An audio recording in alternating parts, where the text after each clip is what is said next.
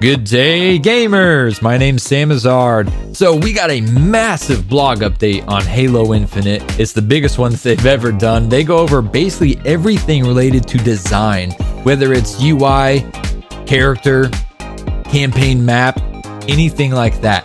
It's all based around design. Now, I'm not going to do a big, massive, long overview because frankly, there are people that do that better than me.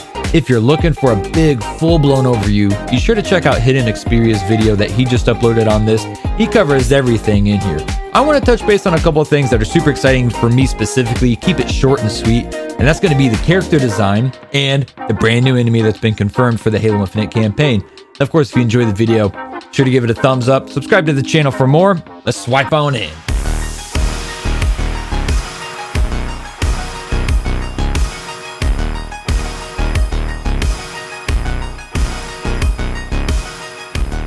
Alright, so as far as character design is concerned, we get a look at Brutes, Grunts, Elites, Jackals, the new enemy, which we'll talk about in a minute, as well as the new tier of enemy called Spartan Killers, which are really badass.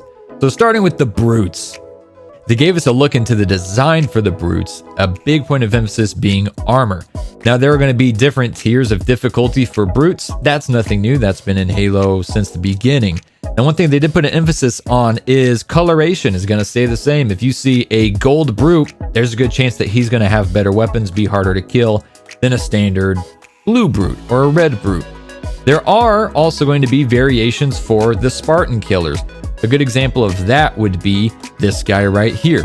The Spartan Killers, they said, are going to maintain a pure banished theme of black and red on their armor and their overall aesthetic. Another aspect that they talk about for Brute armor is the fact that it can be blown off of the Brute in the middle of combat. They said that that was a particularly difficult choice to make as far as design and implementing it into gameplay, because the original design of Brutes, they did not have a tech suit underneath their armor, which is something new for Infinite. Generally speaking, in prior Halo games, Brutes are essentially naked underneath their armor, and that's something that they found when playtesting the combustible armor where you can break it off. If you shoot him enough and the Brute doesn't die, he ends up basically just naked. That's not the look that they were going for, so they added in tech suits underneath the Brutes, which kind of completes the overall aesthetic, especially on the Spartan Killers when they have all the black and red on them. A really good example of the difference in aesthetic for the various tiers of enemies is this Brute Berserker. And you see he does have red armor, but outside of that, he doesn't have a traditional helmet. He has a big face mask on. And on his forearms, his armor has these bone-like claws sticking out of him. They've explained that these Berserkers are going to be the brawler-based Brutes. Now, whether or not that means they're the only Brutes that will berserk and rage and run at you, or if that's just their specialty, that wasn't completely confirmed. We can kind of speculate on that.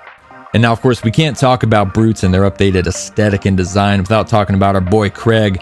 For better or worse, Craig became a meme after the original Halo Infinite campaign preview at E3 of 2020. Here we've got an in-game render of an updated look for the Brutes. This is what they're using as direct comparison for Craig in the blog, and I think that's amazing because this guy looks absolutely amazing. The detail on the wrinkles of the skin, the scratches on the armor, the hair, the lips, the eyebrows, it all just looks so insane. So it's incredible to think about how far the game has come in just one short year. Moving on to Elites, they made a deliberate point to go back to a classic design. In fact, they specifically reference Halo 3 and Halo Reach. Halo 4 and Halo 5 were criticized as far as Elite design because they were very big, they were very bulky. They just looked a little bit too different from what folks expected from the Elites after so many years of seeing basically the same design for a long time. So for Infinite, they're pulling it back a bit, and they said that they deliberately wanted it to look sleek, agile, and athletic. They wanted the bulk and the rage to come from the Brutes, which let them shift the design back to a more classic look for the Elites. And in that same vein, we've got the Jackals. Bright, colorful palettes for the armor and the shields, traditional headwear and look on these guys. Now, a lot of folks, including myself, actually kind of like the appearance of the Jackals in Halo 4 and Halo 5. But I gotta say, seeing these in-game renders kind of makes me reconsider which I prefer. Falling in line with the Jackals and the Elites, we've got the Grunts, again pulling inspiration from the more classic look. The Grunts still look pretty dope, and we've got some cool new armor. I'd venture to say this is probably a Grunt Ultra, a high-ranking Grunt with the white armor. They also gave us a really nice look at the new Grunt Mule, which is essentially a form of banished Grunt dedicated to carrying power weapons. Here we've got, it looks like a shock rifle on the back of this bad boy. And they've said that these are going to be really cool for gameplay elements, as brutes will take weaponry off of the mule, but then so can you. And last but not least, we've got to talk about the Spartan killers. And the one that everybody's talking about here, our guy, Robo Arm Jega. The black and red aesthetic carries through just as they said they wanted to, even to the energy sword. And on his robotic arm, I want to know what you guys think. Is that a shield or is that a secondary sword that's going to be used for melee attacks? Leave a comment down below.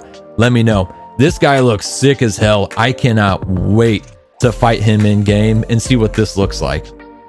Moving on from overall aesthetic and design choices, we've actually got to look at the brand new enemy for Zeta Halo and Halo Infinite, the Skimmer. Now, this isn't going to be a full-blown airborne combat unit. They say that the Skimmers hover above ground and they fly back and forth mid-air, but not completely up in the air. I never really enjoyed fighting drones or buggers in the previous games, so seeing something that's still going to float around and fly around but not be completely airborne, I think is going to be super fun and add a really nice wrinkle to the combat. And it sounds like they're even going to be more specifically anti-vehicular enemies, as they give a specific warning to getting your vehicle too close to these little bad boys. So that's a little preview of the design choices, the design changes, and of course the brand new enemy, the Skimmer. What do you guys think about all that? Leave a comment down below. Let me know what else you want to see as far as Halo Infinite coverage is concerned. Subscribe to the channel, like the video. We'll see you next time. I love you. Bye! Finally got him. Oh, I thought he was gonna hit me.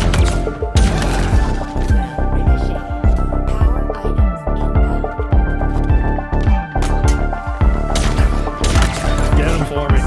Yeah. Got him, bro. I got him.